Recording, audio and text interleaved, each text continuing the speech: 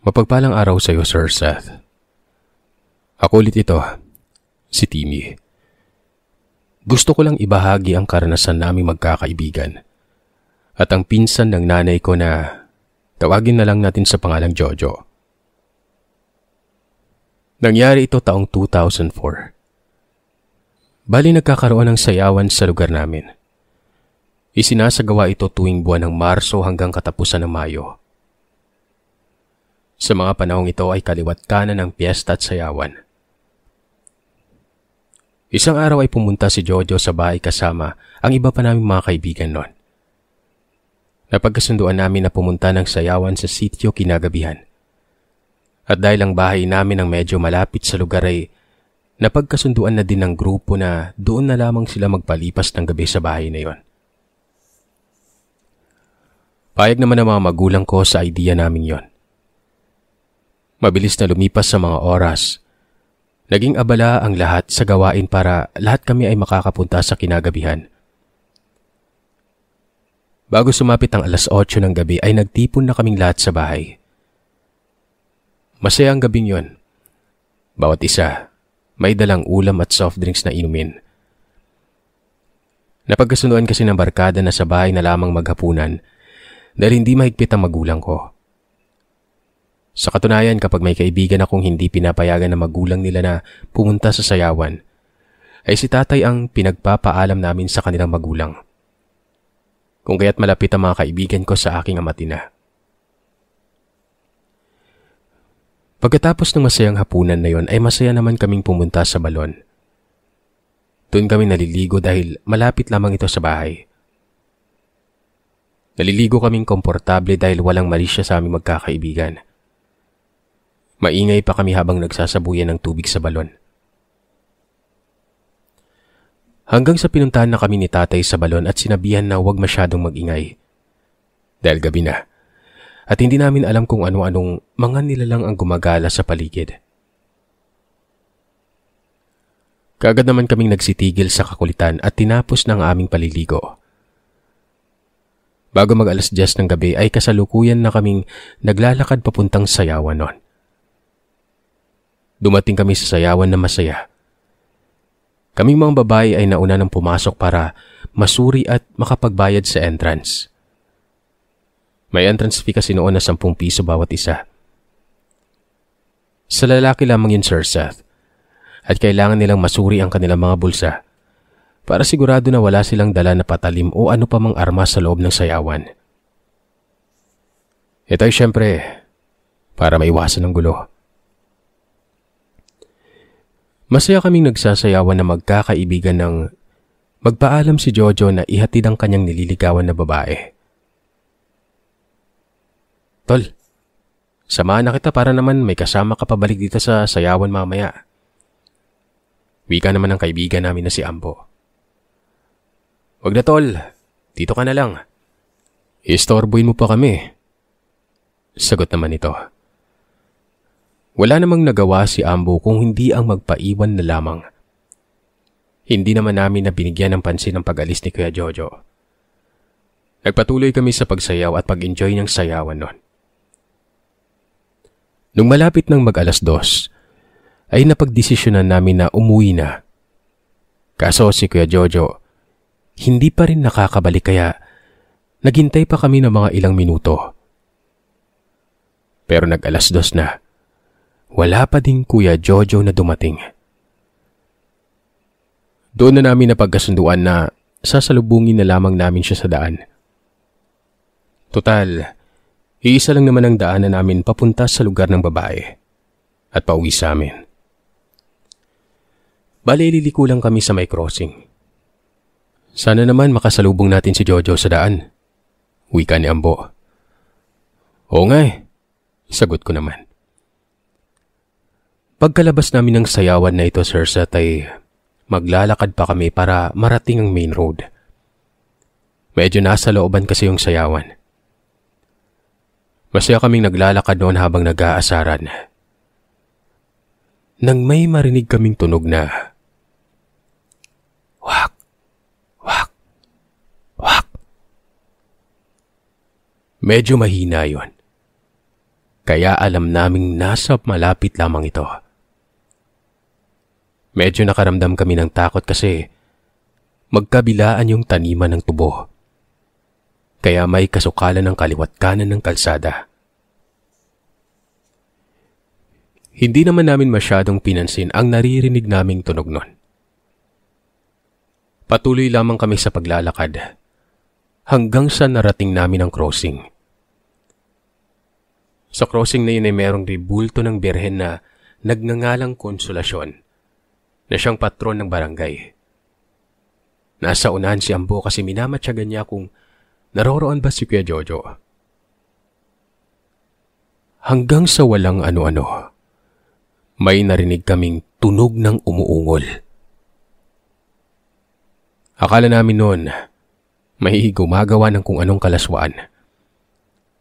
Pero naulinagan namin na parang boses yun ni Kuya Jojo. Kung kaya't inilawan ni Vito ang tanim na nakapalibot sa ribulto. At doon ay nakita namin si Kuya Jojo na duguan. Ang buong akala namin ay nakipag-away ito dahil nakainom siya nung oras na yon at medyo maingay ito kapag nalasing na. Pinagtulungan siyang buhati ng mga kasamahan naming lalaki at pinaupo saglit sa may gutter ng crossing na yon. Nagkataon namang dumaan ang taga sa amin na nagbabiyahe ng tricycle. Pinara namin yun at dadalhin sana si Kuya Jojo sa ospital pero hindi ito pumayag. Ang sabi niya ay iuwi na lamang namin siya sa bahay dahil hindi doktor ang kailangan niya, kundi albularyo. Wala naman kaming magawa kundi ang sundin ang gusto niya. Habang nasa biyahe, nakakarinig kami ng parang may sumusunod sa amin na nasa itaas. Kung kaya't binilisan ng driver ang pagmamaneho ng kanyang tricycle hanggang makarating na kami sa bahay. Pagkarating sa bahay, nasa labas na si tatay na naghihintay sa amin. Hindi kami kagad pinapasok nito sa bahay. Sa halip ay naglagay siya ng ilawan sa may balkonahe para doon namin isasalang ang mga palad namin at saka ihihilamos nun. Tradisyonal na gawain yun ng mga albularyo para pangtanggal ng sabulag. Kagad naman kaming pinapasok pagkatapos. At doon na ipinakita namin kay tatay ang nangyari kay Kuya Jojo na punong-puno ng kalmot ang balikat. Kagad namang tiningnan yun ni tatay. Napamura ito nang makita niya ang mga kalmot na yon. Sabay sinabihan si Kuya Jojo na maligo kaagad. Doon na siya pinaligo ni tatay sa may hugasan namin ng mga gamit sa kusina. Yung tubig ay hinaluan ng suka at langis na ginawa pa yun ni tatay na ginagamit niyang panggamot kapag may sugat kami. Kaya niya pinaligo si Kuya Jojo para mawala lahat ng marka ng aswang sa katawan niya. Pagkatapos ng maligo, pinahinga muna siya ni tatay. Bukas na natin pag-usapan ng nangyari sa Jojo. Hindi pa to ang tamang oras para pag-usapan ng kung ano man ang nangyari. Sabi ni tatay nun. Hindi naman kami dinalaw ng antok na magkakaibigan. Kaya ang ginawa namin, naglaga na lamang ng saging at nagkwentuhan na lang hanggang sa inabutan na kami ng umaga. Mag-aalas 6 na ng umaga nang dinalaw kami ng antok kaya tinanghali na kami ng gising nun. Pagkagising namin ay kakaluto lang ng nanay ng pananghalian namin, Sir Seth. Buti na lang talaga, Sabado ng gabi nila ginaganap ang sayawan. Kung kaya't wala kaming problema kinabukasan gawa ng linggo naman. Sinabihan ni nanay ang mga kaibigan ko na mananghalian muna bago magsiuwi. At habang kumakain, kinausap kami ni tatay kung ano ba ang nangyari nung gabing yon. Kami naman, nagkwento kung ano ang nangyari at kung paano namin nakita si Kuya Jojo sa may crossing.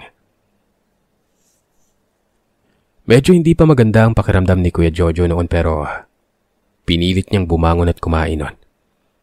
At habang kumakain ay pinagkwento siya ni tatay kung ano ba talagang nangyari. Naihatid ko pa si Jonah ng maayos. Pabalik na ako sa sayawan nang bigla na lang may sumungkab sa akin nung paliko na ako sa crossing eh. Wika nito. Ano yun, Kuya Joe? Gusto kang dagitin? Tanong ko naman sa kanya. Siguro. Kaso Sir Seth, hindi siya madagit-dagit ng nilalang gawa ng may suot itong relo. Nagawa sa pilak. At meron din itong barya sa bulsa. Kung kaya't nakipagbuno siya sa aswang na yon.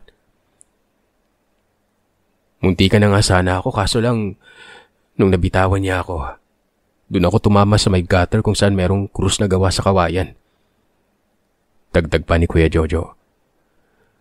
Doon niya mabilis ang binunot ang krus at ginamit niya itong pangsaksak sa nilalang na muling sumugod sa kanya. Bago pa man siya mapuruhan nito, ay kaagad niyang naundayan ng saksak sa may bandang ibaba na bahagi ng kilikili yon. At dahil sa ginawa niyang pagsaksak, ay nilubayan siya ng nilalang na ito. Yun siguro yung narinig nating tunog dun sa may tubuan, no? Tanong naman ni Vito. Matapos namin kumain ay saglit lang naman na nagpahinga pa ang mga kaibigan namin. Makalipas pang ilang minuto, nagpaalam na ang mga ito na uuwi na sa sitio kung saan sila nakatira. Si tatay naman ay pumunta sa kaibigan niya para makipag-inuman nun. Normal na para sa matatanda ito kapag wala silang trabaho. Mag-alas 5 naman ang umuwi si tatay at nagsabi na may namatay na isang trabahador na nagtatrabaho sa construction sa bayan. Pero ang ikinagulat namin, Sir Seth, ay ang sinabi ni tatay na hindi nito nakayanan ang kanyang sugat sa baba ng kanyang kilikili. Ang ipinagtataka pa nila ay kung paano ito nagkasugat kayong wala naman itong nakabangayan sa mga kasamahan niya sa trabaho. Inayos naman ng kontraktor ang mga kakailanganin na papeles nito para maibalik ang labi niya sa summer. Si Kuya Jojo naman, nagpatingin na sa albularyo dahil hindi na maganda ang pakiramdam niya. Tinawas ito ng albularyo at lumabas ang isang lalaking aswang na nakainkwentro niya sa crossing nun. Ginamot naman ng albularyo ang mga galos ni Kuya Jojo. May lason umano yun, pero dahil napuruhan niya yung aswang, kung kaya't hindi na ito tumalab sa katawan niya. Makalipas ang ilang araw ay tuluyan ng gumaling ang mga natamong galos ni Kuya. At matapos maibalik ang bangkay ng aswang sa kanyang lugar, ay hindi na kami nakarinig pa ng balita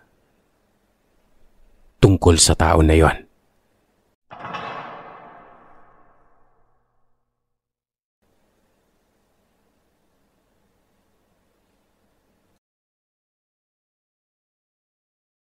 Mapagpalang araw sa inyo, Sir Seth.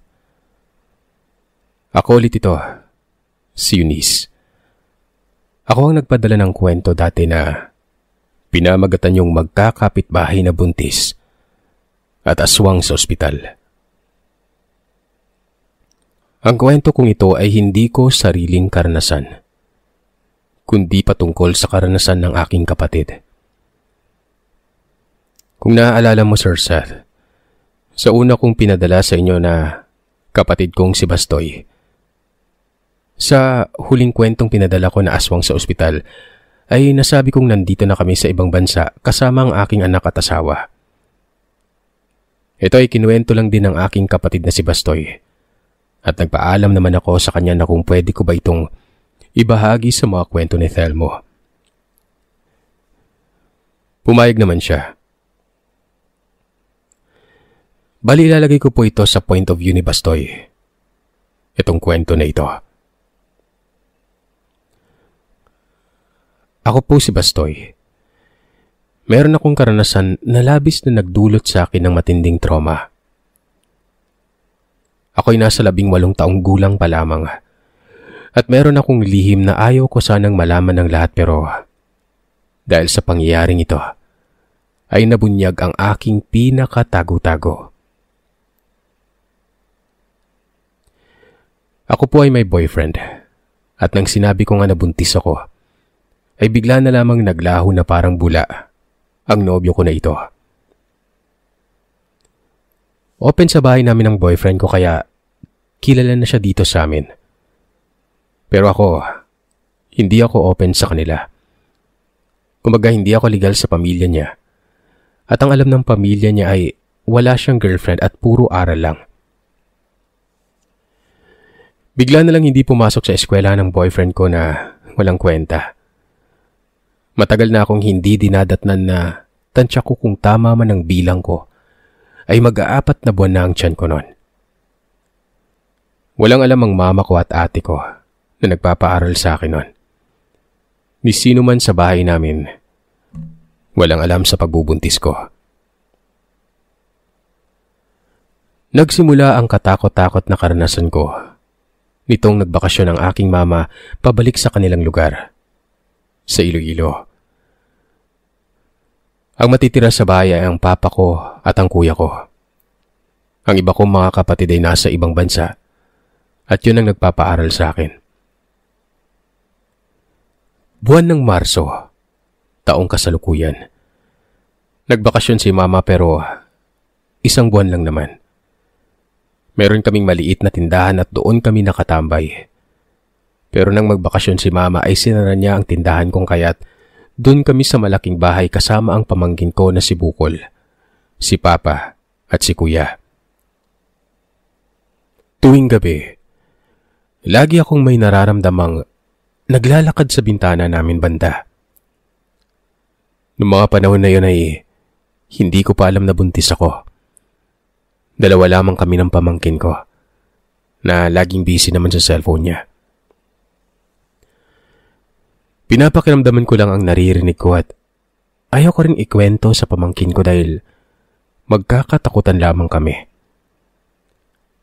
Lagi kong kachat si Ate Eunice na nasa ibang bansa at lagi kong ikinikwento sa kanya yon. Na mas lalo naman akong tinatakot. Hindi ko naisip na aswang o anuman yon. Ang iniisip ko ay tao na magnanakaw o manyak. Hindi ko din masasabi na si Papa dahil lagi naman siyang wala at kung uuwi man, gabing-gabi na. Palagi ko lang pinapakiramdaman ang naglalakad at pag nasa pwestong bintana na ito, nawawala ang mga yabag na yon. Tapos ay naiisip ko pa na silipin pero dahil sa sobrang takot ko ay hindi ko na ginawa. Minsan, may naririnig akong pusa na parang bata ang tunog na umiiyak. Kung minsan naman ay parang nag-aaway ng mga pusa. Minsan, meron pang sumisitsit at tinatawag ang pangalan ko. Tumagal ito ng isang buwan hanggang dumating na si Mama galing bakasyon. Nung dumating si Mama ay kinuwento ko nga sa kanya at sabi niya, baka mga pusa lamang umano yon. Sinabi ng mama ko sa papa ko yon. Nag-away pa sila. Wala kasi kaming gate set at ang naisip nga ng mama ko at papa ko, magnanakaw.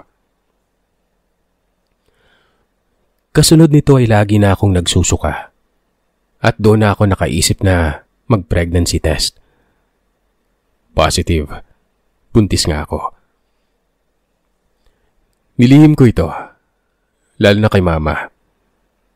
Pero hanggang kailan ko malilihim, di ba? Ramdam kong tumataba na ako at lagi akong walang ganang kumain. Nang dumating si Mama, kinuha na si Bukol ng kanyang mama dito sa bahay dahil may makakasama na ako. Si Mama naman ay lagi namang gumagala, lalo na pag hapon na at ako ay laging naiiwan na mag-isa. Mahilig kasi magbingo si Mama. At nakakarating pa siya sa ibang barangay. Kaya lagi siyang wala. So bali ito na nga Sir Seth. Ang nangyari ng gabing yon. Wala si Mama. Wala din si Papa. At laging nandun sa barkada at nagiinom. Sobrang kaba ko dahil paggabi na at wala pa si Mama. Nasa tindahan ako ni Mama. Nararamdaman ko na malakas ang hangin nun. Naisip ko lang na baka uulan ng malakas. Naisip ko na sara ng tindahan pero dahil takot akong lumabas ay ang pinto lang ang sinara ko. At naupo ako sa dulo na hindi ako makikita para kung sakaling may bibili ay aakalaing walang tao. Pero hindi ko naman talaga inaasahan na may bibili nun. Dahil parang uulan naman talaga. Hanggang sa may naramdaman akong parang pagaspas ng pakpak na paikot-ikot sa tindahan. Malakas ang hangin. Bigla itong dumapo sa bubong namin at kitang-kita ko yung pagyupi ng yero. Bigla ko tuloy naalala ang dating nangyari nung nandito pa si Ate Eunice na buntis pa. Sobrang takot ko nun. Dahil ako lang talaga mag-isa sa bahay. As in literal na ako lang mag-isa. Ni hindi ko magawang tumayo sa kinauupuan ko. Naisip ko na magdamit ng itim na damit dahil yun ang naaalala ko dati kay Ate Eunice, na lagi siyang nakaitim na damit o duster. Naisip ko na paano na ako kung anong mangyari. Walang tutulong sa akin. Kung kaya't nilakasan ko ang loob ko na kumuha ng bawang sa paninda ni Mama at mabilisang sinuot ang t-shirt na itim. Hawak-hawak ko lang sa kamay ko ang isang buong bawang nun. Naiiyak na ako. Hindi ko na alam ang gagawin. Bigla akong naalimpungatan ng maramdaman kong parang may tumutulo sa bandang noo ko. Naisip ko naman na ulan siguro yun pero nang mahawakan ko ay napakalapot na hindi mo maintindihan na parang langis na malagkit-lagkit pa. Gusto kong tingalain ang bubong namin pero dahil sa advance akong mag-isip, ayokong makita ang kung ano man ang pinagmumulan ng tulo na yon. Ang ginawa ko ay nagtalukbong ako ng kumot hanggang sa may narinig akong sumisigaw. Kilala ko ang boses na yon. Si Mama yon. Hoy! Anong ginagawa mo dyan? Walang tao dyan. Anong bibilin mo? Tumayo ako noon at nakita ko sa tindahan ni Mama na mayroong isang babae na kumakatok pala sa may tindahan. Pero hindi pamilyar ang muka. Nang papalapit na si Mama ay bigla na lamang din itong umalis. Nagtataka na nagtanong si Mama at hindi ako makapagsalita. Ang ginawa ko ay umiyak na lamang at doon na rin nalaman ni Mama na buntis ako at inaaswang na pala ako noon.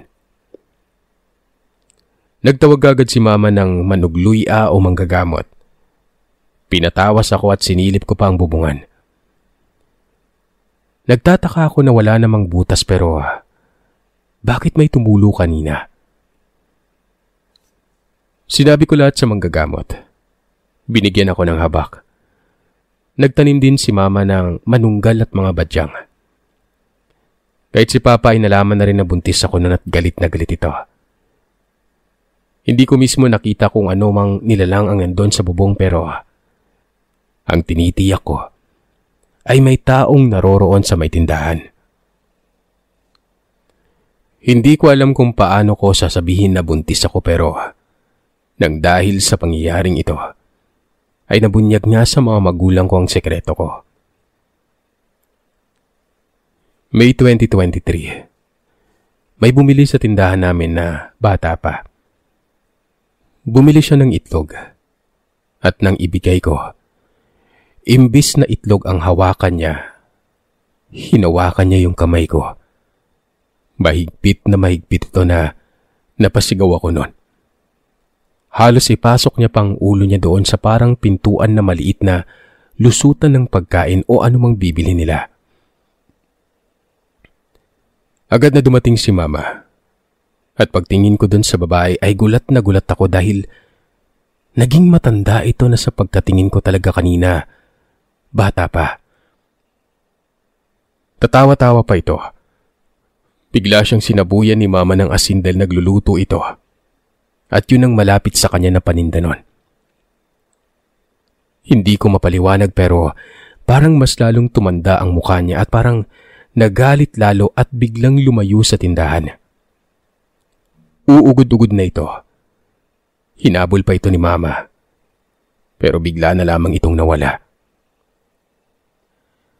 Agad akong pinapasok ni mama sa malaking bahay at hindi na pinatao doon sa tindahan na yon. Yung kamay ko na hawak-hawak niya. Hindi ko namalayang nasugat at bumaon pala ang kuko niya doon. Magmula nun, palagi nang may bumibili sa amin na hindi pamilyar ang mukha. Lagi ko namang kilala ang mga bumibili sa amin nun. At para nga sa kaligtasan ko at sa anak ko, at siguro pati na din sa kahihiyan na maaring kaharapin ko ay pinapunta ako ng mga kapatid ko at magulang ko dito sa Maynila para tumira sa kapatid ko. Sinabi na lamang na mag-aaral lamang ako nun pero ang totoo, magtatago lamang ako para sa ipinagbubuntis ko. Kahit labag sa kalooban ko ay pumayag ako na dito tumira sa kapatid ko. At plano din namin na pag nakapanganak na ako nun ay iiwan ko yung anak ko dito at mag-abroad na rin ako. Nakapanganak na ako noon, Sir Seth, noong Hulyo. Nagpa-process na ako ng papers ko para pumunta sa abroad sa isa ko pang ate. Hindi man ako nakapagtapos ng pag-aaral ko pero itutuloy ko pa rin ang pangarap ko para sa anak ko na pinagkatiwala ko sa nakakatandang kapatid ko sa Manila. Maaring hindi masyadong nakakatakot para sa iba. Pero para sa akin, isa itong trauma. Laking pasasalamat ko lang na nandito ako sa Manila at wala namang aswang na nagbisita sa akin. Pero ayon kay mama nang umalis ako sa amin nun, wala na ring mga bumibili na paiba-iba sa amin.